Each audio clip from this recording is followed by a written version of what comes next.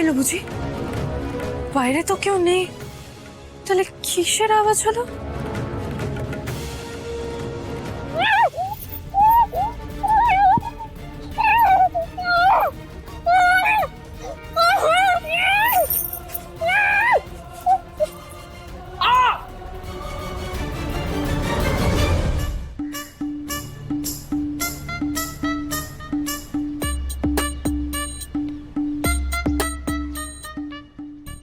ছোট সাহেব?